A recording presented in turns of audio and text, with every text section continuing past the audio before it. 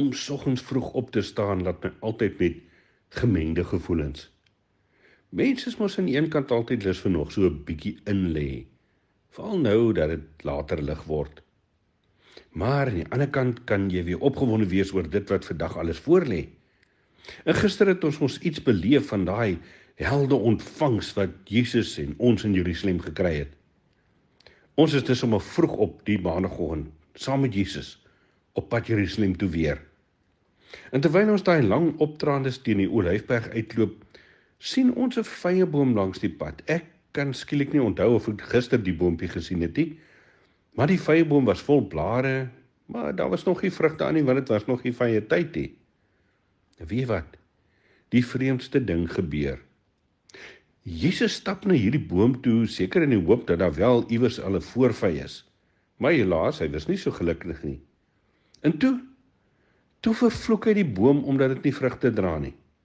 Ek hoor nog sy woorde: van jou sal niemand tot in der ewigheid ooit weer vye eet nie. Ons klomp het maar so onderlangs vir mekaar geloer en net gewonder hoekom Jesus so vreemd optree. Duidelik het dit tog nie oor die vyeboom gegaan nie. Iets het vir Jesus omgekrap. Duidelik wou Jesus hiermee 'n punt maak, maar ons het nie geweet wat nie. So ons stap toe maar in stilte verder. In Jerusalem het ons na die tempel toe gegaan soos ons gewoonte was. Ja, dit was besig daar. Kyk, dit was ons Paastyd, al wat leef en beef was in die Paasfees in Jerusalem. Mense het van ver af gekom en hulle was besig om offerdiere te koop en allerlei voorbereidings is getref vir die groot fees. En natuurlik het ons klomp ook maar nader gestaan om te kyk na die offerdiere wat te koop is. En terwyl ons nog so met mekaar staan en skerts oor die kondisie van die diere, hoor ons 'n konsternasie agter ons. Iemand het 'n groot lawaai opgeskop en met die geldwisselaars begin beklei. Ons kon nie ons oë glo nie. Dit was Jesus. Hy het nie net woorde gehad met die geldwisselaars nie. Hy het sommer ook hulle tafels omgegooi dat jy net sien muntstukke spat en toe ons nog wonder wat om te doen, begin hy om die duiweverkoper se stoele om te dop. Nou iewers het hy 'n sweep in die hande gekry en jy het net mense sien spat, soos wat hulle uit die tempelplein net weggejaag het. Wat het in Jesus ingevaar?